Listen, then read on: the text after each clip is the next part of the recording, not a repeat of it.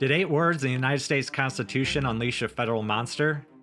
Article 1, Section 8 lets Congress lay and collect taxes to pay the debts and provide for the common defense and general welfare. This general welfare clause was meant to keep federal power limited in scope. For years it worked. But in the 20th century, that all changed, crushing states' rights and piling up $35 trillion in debt. I'm Ryan Sahlberg, a retired Marine Corps infantry officer, combat veteran, and history major from the Citadel. Welcome to Manifest History.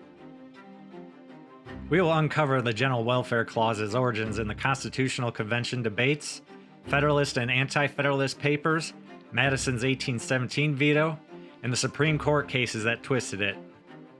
Please hit that like button and subscribe. Now let's dive in.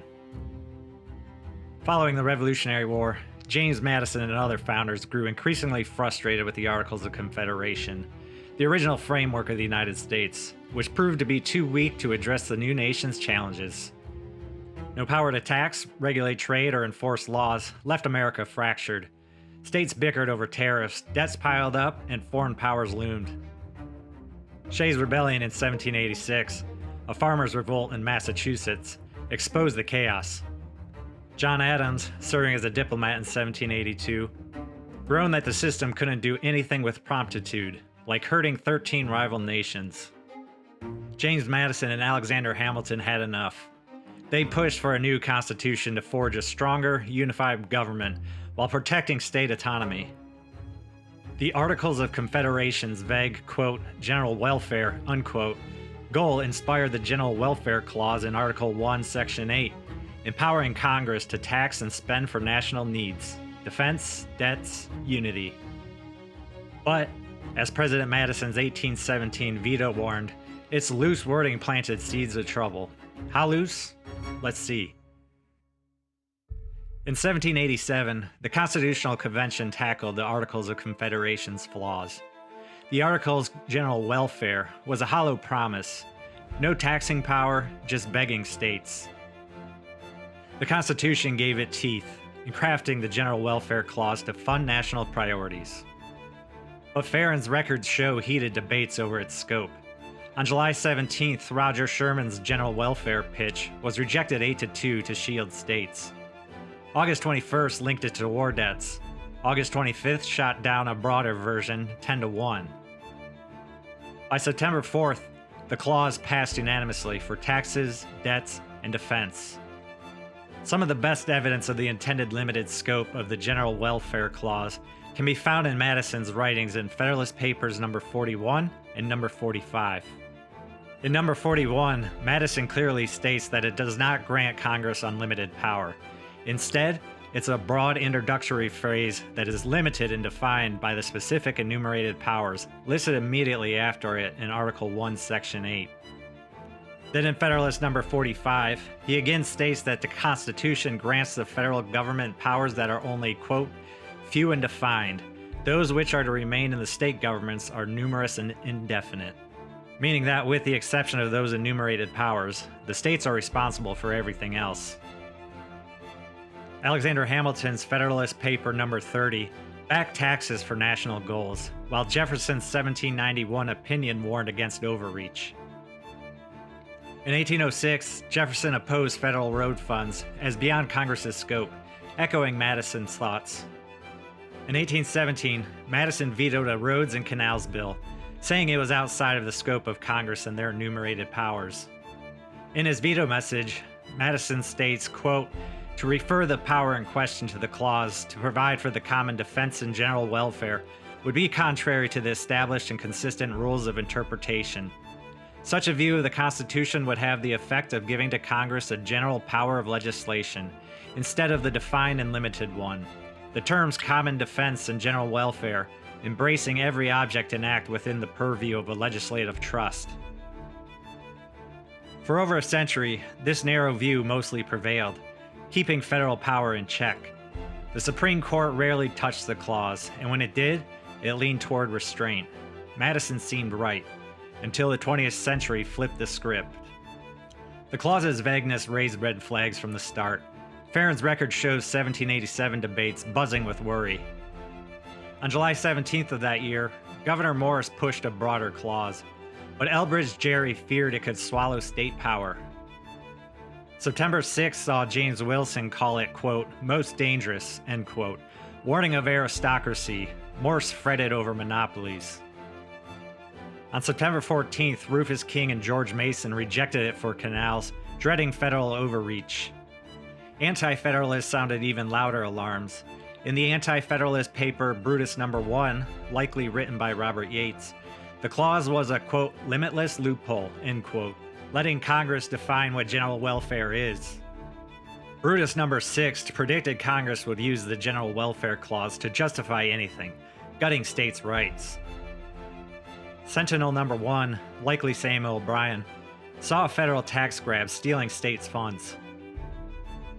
In 1817, Madison's veto reinforced these fears, warning a loose general welfare could, quote, subject the laws of the several states, end quote. He saw it as a line Congress couldn't cross. By 1825, Jefferson's letter to William Branch Giles feared a federal aristocracy from the clause's misuse, echoing Wilson's warning. These weren't just hypotheticals. The clause's ambiguity, rooted in the articles, was a ticking time bomb, poised to explode federal power and crush state sovereignty, exactly as Brutus, Centinel, and their allies foresaw. Their warnings would soon prove chillingly accurate. In 1791, President Washington's approval of Hamilton's Bank hinted at flexibility, but the clause stayed leashed for decades.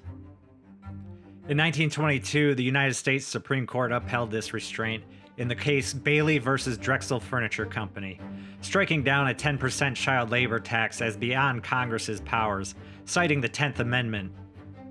The court warned that giving magic to the word tax would wipe out state sovereignty, echoing 1787's limits and Madison's veto.